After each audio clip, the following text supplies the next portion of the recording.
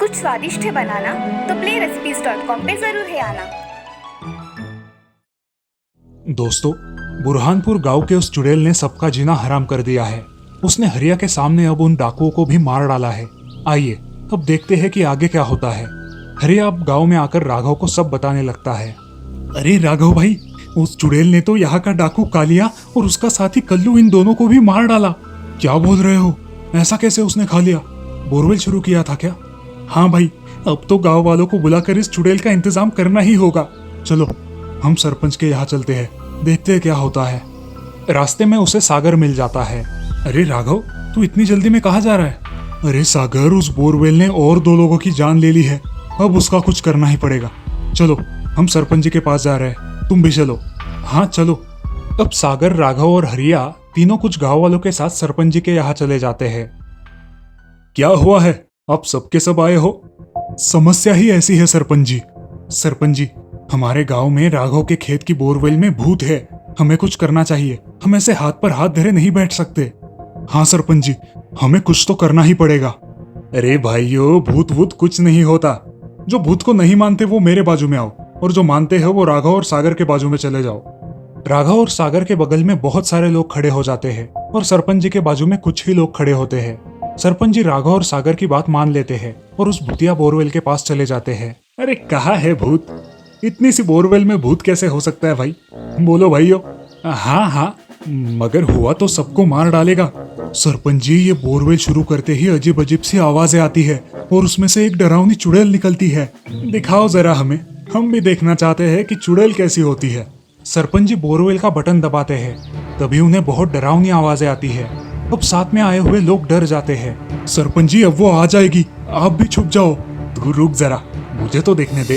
अब सच में चुड़ैल बाहर आ जाती है। सारे गांव वाले डर जाते हैं और इधर उधर भागने लगते हैं।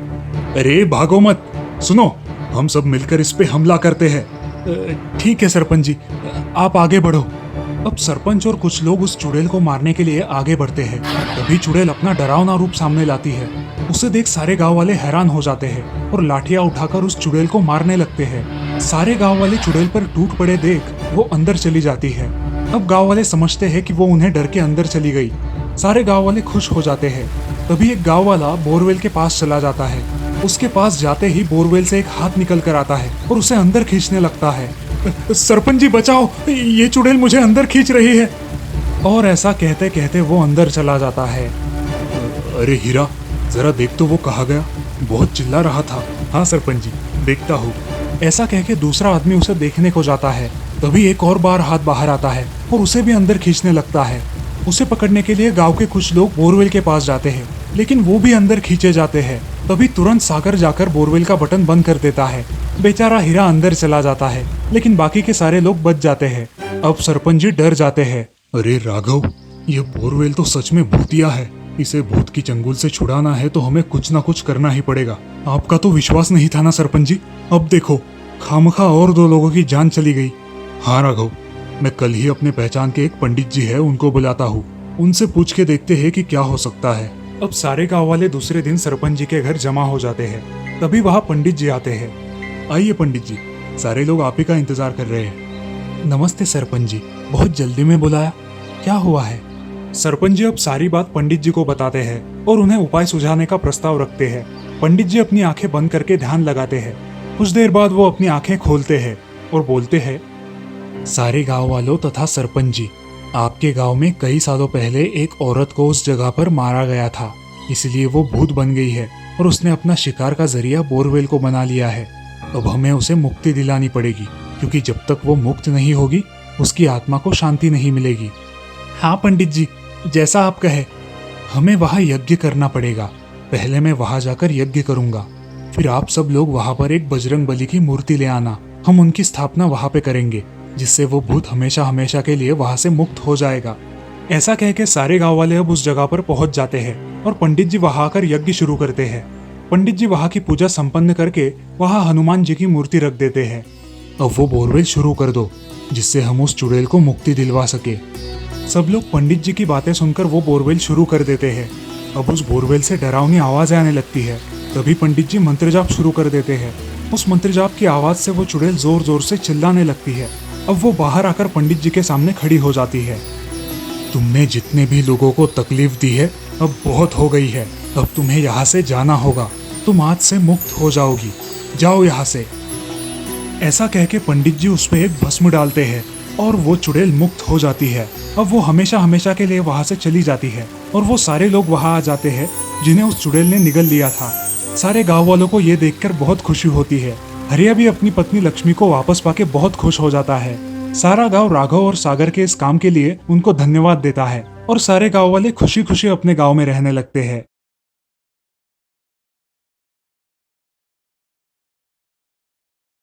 शांताबाई ने कुछ ही दिन पहले पन्नालाल के यहाँ खाना बनाने का काम शुरू किया था।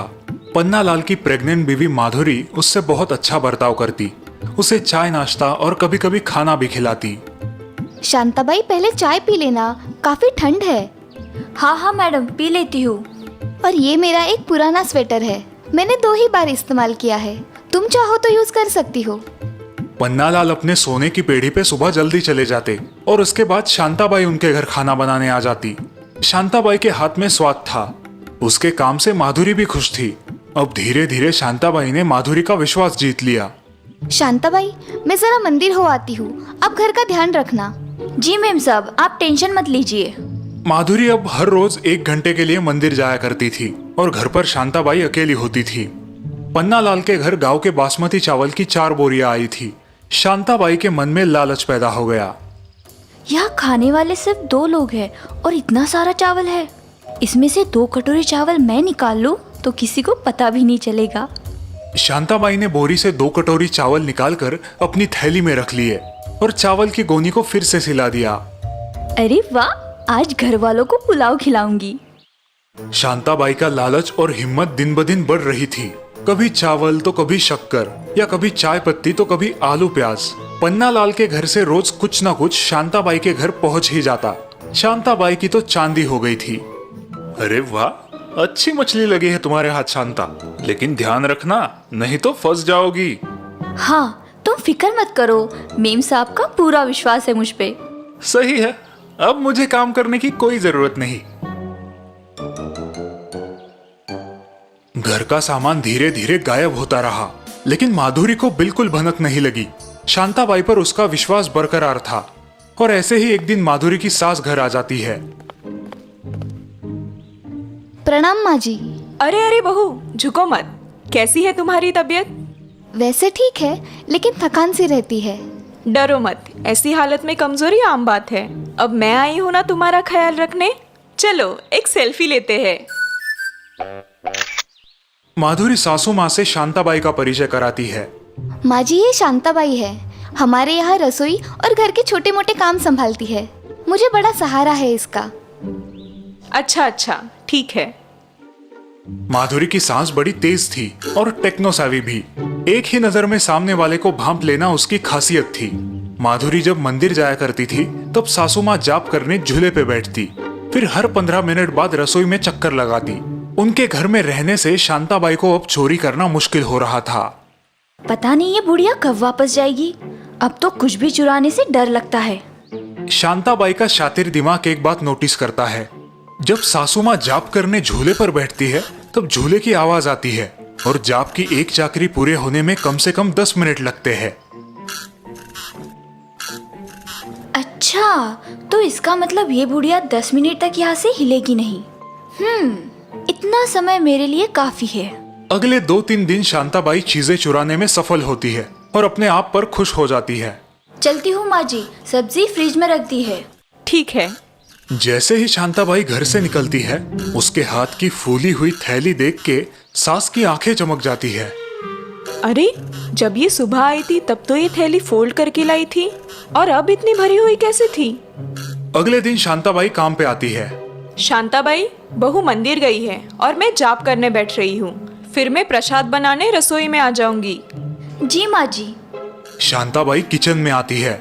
झूले की आवाज उसके कान पर पड़ रही है। वो अंदाजा लगाती है कि सासू माँ अब 10 मिनट तक वहाँ से नहीं उठेगी। अब ये बुढ़िया 10 मिनट तक यहाँ नहीं आएगी। मैं कुछ आलू और प्याज थैली में रख देती हूँ। काम खत्म होने के बाद शांताबाई घर निकलती है। माँ जी, मैं चलती हूँ। हाँ हाँ, आज क्या बना रही हो घर पे? आज पाव भाजी बनाने की सोच रही हूँ। अरे वाह, अच्छा है। तो कितने आलू और प्याज लिए हैं तुमने? हाँ, सासू का अचानक से आया सवाल सुन के शांताबाई चौंक जाती है, लेकिन बात को संभाल लेती है। जी लिए नहीं, अभी जाते जाते ले लूंगी। इसी दौरान माधुरी भी मंदिर से लौट आती है। लेकिन तुम्हारी थैली में तो ऑलरेडी प्याज और आलू है, जरा देखो तो। शांताबाई को अपनी चोरी पकड़े जाने का एहसास होता है और वो शर्मिंदा होती है। लेकिन आपको कैसे पता चला माँ जी? सांस हंसते हुए माधुरी को अपने मोबाइल में रिकॉर्ड किया हुआ वीडियो दिखाती है। वीडियो में शांताबाई को आलू और प्याज थैली में रखते देख माधुरी चौंक जाती है। माँ जी, मुझे माफ कर दीजिए, गलती हो गई। लेकिन आप तो जाप कर रही थी ना, मुझे झूले की आवाज भी सुनाई दे रही थी, इसीलिए मैंने चोरी करने की हिम्मत की। शायद तुमने मेरे हाथों में जाप की माला की बजाय ये बहू की माला नहीं देखी। और झूले को एक बार धक्का दो तो अपने आप 5 मिनट झूलता रहता है। 5 मिनट रिकॉर्डिंग के लिए काफी है। और इस प्रकार लालची काम वाली शांताबाई को माधुरी के सास ने अच्छा सबक सिखाया। अब शांताबाई को उस एरिया में नया काम मिलने की कोई गुंजाइश नहीं थी। हे भगवान, ये मैंने क्या कर दिया, अपने ही पैरों पे कुल्हाड़ी मार ली। माँ जी, आज आपकी वजह से हमारा नुकसान टल गया। लेकिन बहू, तुम भी आगे से किसी पे भी आंख बंद करके विश्वास मत रखना। ये कलयुग है, याद रखना।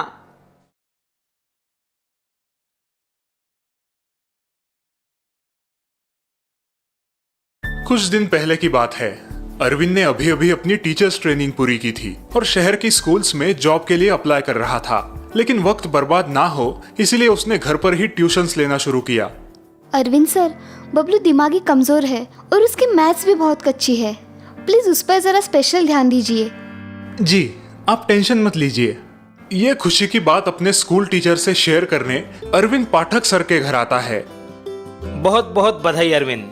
हर बड़े काम की शुरुआत छोटे काम से ही होती है। खूब मन लगा के पढ़ाना। जी सर, मैं पूरी लगन के साथ काम करूंगा और आप ही के जैसे एक आदर्श टीचर होने की कोशिश करूंगा। आदर्श और बच्चों के फेवरेट, और इसलिए तुम्हें एक गुण बहुत काम आएगा। वो कौन सा सर? पेशेंस, यानी कि धीरज। तुम्हें तुम्हारे स्टूडेंट के साथ हमेशा धीरज से काम लेना होगा। सिक्के के दूसरे बाजू को बिना समझे कोई निष्कर्ष मत निकालना। अरविंद ने पाठक सर की बात अपने दिमाग में फिट कर ली। अरविंद बबलू को मन लगा के पढ़ाता था। अरविंद ने एक बात नोटिस की थी कि बबलू की मैथ्स सचमुच में कमजोर थी। वो उसे सिखाने के लिए सिंपल टेक्निक्स यूज करता था। एक दिन अरविंद ने बबलू को एक सिंपल सा सवाल पूछा।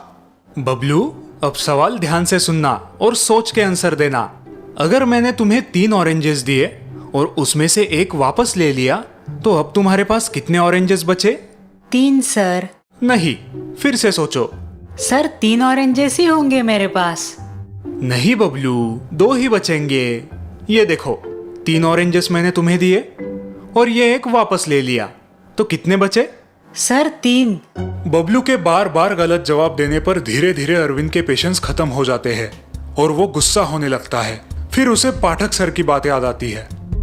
तुम्हें तुम्हारे स्टूडेंट के साथ हमेशा धीरज से काम लेना होगा। अरविंद फिर से बबलू को प्यार से समझाने लगता है, लेकिन बबलू वही गलत जवाब देता है। ये लड़का इतना समझाने पर भी गलत ही जवाब दे रहा है और इतने कॉन्फिडेंस से। समझ नहीं आ रहा इसे कैसे एक्सप्लेन करूं। दिमाग का दही हो रहा है। अरविंद के बदले हुए आवाज से बबलू थोड़ा सहम जाता है। अरविंद उसे आखिरी बार वही सवाल पूछता है और बबलू डर डर के वही गलत जवाब देता है। बबलू, अब मैं तुम्हें आखिरी बार पूछ रहा हूँ, सही जवाब दो, वरना कल तुम्हें 1 से 100 बार लिख कर लाना पड़ेगा। सर लेकिन मैं राइट आंसर ही दे रहा हूँ। अच्छा, अब तुम मुझे मैथ्स पढ़ाओगे। ठीक है, बताओ कैसे तुम्हारे पास 3 ऑरेंजेस बचेंगे? तभी बबलू अपनी बैग में से एक ऑरेंज निकालकर सर को दिखाता है। सर, मेरी मम्मी ने आज मुझे ये एक ऑरेंज आपके साथ खाने के लिए दिया है, तो आपने 3 में से एक ऑरेंज ले भी लिया तो भी मेरे पास 3 ही ऑरेंजेस बचेंगे ना। अरविंद को अपनी गलती का एहसास हो जाता है। उसे पाठक सर की सीख याद आती है। Oh Bablu, I am so sorry बेटा, तुम्हारा जवाब बिल्कुल सही है। Very good. अरविंद को अपने बर्ताव का पछतावा होता है और वो आगे से कभी भी बच्चों के साथ इस तरीके से बिहेव ना करने की कसम खाता है। आज इस छोटे बच्चे ने मेरी आंखें खोल दी। सिक्के का दूसरा पहलू जाने बिना ही मैंने अपना संतुलन खो दिया। अब कभी भी ऐसी गलती नहीं करूंगा।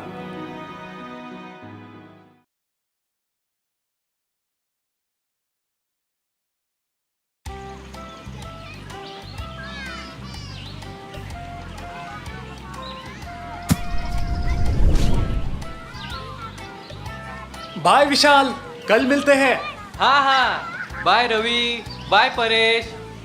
रवि चल यार निकलते हैं, मुझे मेरी मॉम के लिए गिफ्ट लेना है। क्यों? आंटी का बर्थडे तो मार्च में होता है ना? अरे कल मदर्स डे है ना। ओह सॉरी, मैं तो भूल ही गया था। तो अपनी माँ से नाराज है ना? रवि और परेश की बात उनके स्पोर्ट्स टीचर विक्रम ने सुनी है। वो दोनों के पास आते हैं। क्यों भाई, कौन किससे नाराज है?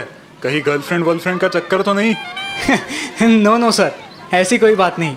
वो दरअसल रवि अपने कज़न के घर शिफ्ट हुआ है ना। ओह, एनीथिंग सीरियस? नो सर, बस ऐसे ही। माँ के साथ मेरा झगड़ा हुआ था। बेवजह बहुत खरी खोटी सुनाई उन्होंने मुझे। बस तब से आंटी से ना मिलने की कसम खाई है इसने सर। मैं तो समझा समझा के थक गया। परेश की बात सुनकर विक्रम सोच में पड़ जाता है। बाय द वे रवि, क्या आज मैं तुमसे गुरु दक्षिणा मांग सकता हूँ?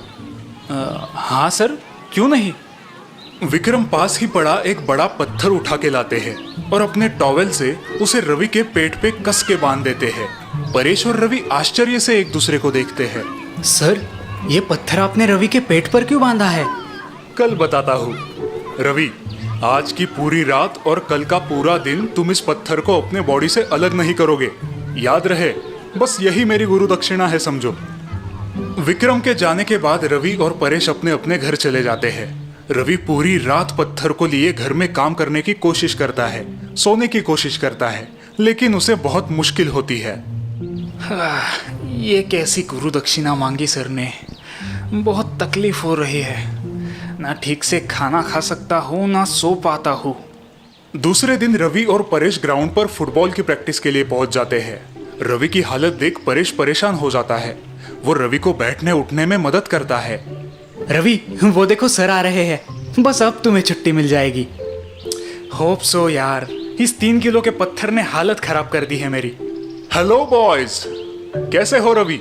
बिल्कुल ठीक नहीं सर। क्या अब मैं इस पत्थर को निकाल दूं? नहीं नहीं, अभी मेरी गुरु दक्षिणा पूरी नहीं हुई है। एक काम करो, इस ग्राउंड के 3 राउंड लगाओ। रवि बड़ी कठिनाई से ग्राउंड के चक्कर लगाने लगता है, लेकिन दूसरा राउंड शुरू होते ही चक्कर आके नीचे गिर जाता है। रवि, पानी पी लो।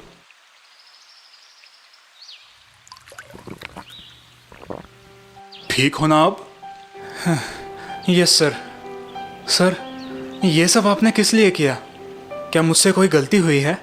हाँ, अपनी माँ को समझने में तुमने गलती की है। आप कहना क्या चाहते हैं सर? रवि, तुम एक दिन के लिए ये 3 किलो पत्थर के साथ नहीं जी पाए, तो जरा सोचो, हमारी माएँ हमें 9 महीने तक अपने पेट में कैसे संभालती है, कितनी परेशानी से गुजरती है। I am sorry sir. आप सही कह रहे हैं सर। इसीलिए माँ को भगवान का रूप मानते हैं। बिल्कुल ठीक कहा तुमने परेश। और इस प्रकार अपनी गलती का एहसास होकर रवि अपनी माँ से मिलने घर लौट जाता है।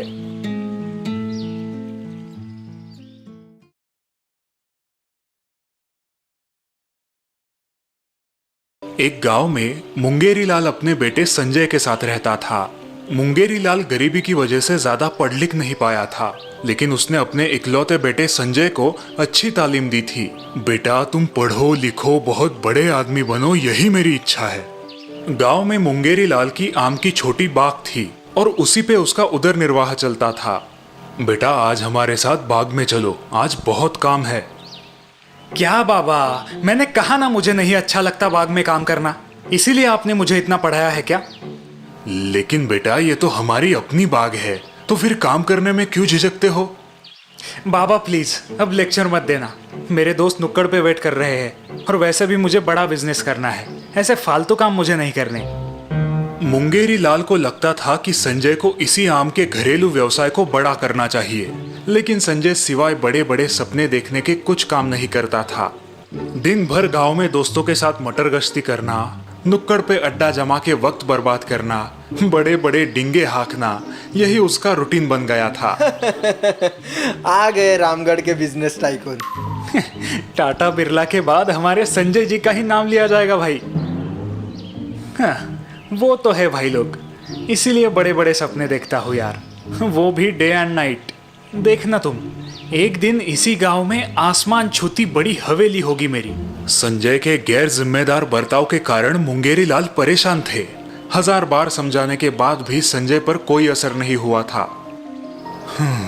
काश आज संजय की माँ जिंदा होती, पता नहीं कब अपनी जिम्मेदारी समझेगा ये लड़का। इतने में मुंगेरी लाल के चचेरे भाई हरिमल घर आते हैं। उन्हें देखकर मुंगेरी लाल बेहद खुश होते हैं। कैसे हो छोटे, कितने साल बाद मिल रहा हूँ, चेहरा क्यों उतरा है तुम्हारा? कुछ नहीं भैया, ऐसे ही थोड़ी संजय की चिंता हो रही थी। मुंगेरी लाल से हरिलाल को संजय के गैर जिम्मेदार बर्ताव के बारे में पता चलता है और साथ ही साथ ये भी पता चलता है कि संजय को आमरस बहुत ही ज्यादा पसंद है। बस हरिलाल के दिमाग में संजय को सबक सिखाने की एक कल्पना आती है। संजय बेटा, आज दोपहर को जल्दी घर आना। क्यों चाचा जी? मुझे दोस्तों के साथ फिल्म देखने जाना है। अरे सुनो तो, आज दोपहर के भोजन में मैं तुम्हारे लिए खास आमरस पूरी बनाने वाला हूँ। सच में चाचा जी? फिर तो मैं जल्द ही घर आऊंगा। ऐसा कहकर संजय रोज की तरह नुक्कड़ पर चला जाता है। दिन भर बाहर टाइम पास करके संजय खुशी खुशी घर आता है। खाने का समय हो गया, लेकिन खाना तैयार नहीं है, सारे बर्तन खाली है। संजय सोच में पड़ गया। कहाँ गए ये लोग? पेट में चूहे दौड़ रहे हैं। भैया वो देखो, संजय आ रहा है, अब क्या करे? तुम बस देखते जाओ छोटे। अरे ये तो यहाँ पर गप्पे लड़ा रहे हैं। बाबा, चाचा जी, भूख के मारे मेरी जान जा रही है और आप यहाँ गप्पे मार रहे हो। कहाँ है आमरस? मंगेरी लाल ने हरिलाल की तरफ इशारा किया और हरिलाल ने पेड़ के नीचे रखे उस पतेले की ओर। ये क्या चाचा जी, पतेली आम के पेड़ के नीचे क्यों रखी है? अरे बेटा, आमरस पेड़ से टपकने की राह देख रहे हैं 4 घंटे से। ये कैसा मजाक है चाचा जी? भूख से यहाँ जान चली जाएगी मेरी। ऐसे तो इस जन्म में क्या, अगले 7 जन्म में भी आमरस नहीं मिलेगा। अब की ना पते की बात तुमने बेटा, यही बात तो मुंगेरी तुम्हें कब से समझाने की कोशिश कर रहा था। मैं कुछ समझा नहीं चाचा जी। बेटा, सिर्फ बड़े सपने देखने से सपने पूरे नहीं होंगे जब तक तुम खुद कोशिश और मेहनत ना करो। संजय को अपनी गलती समझ आ जाती है। वो अपने पिताजी से माफी मांगता है और अगले ही दिन से काम की तलाश करने का वादा करता है।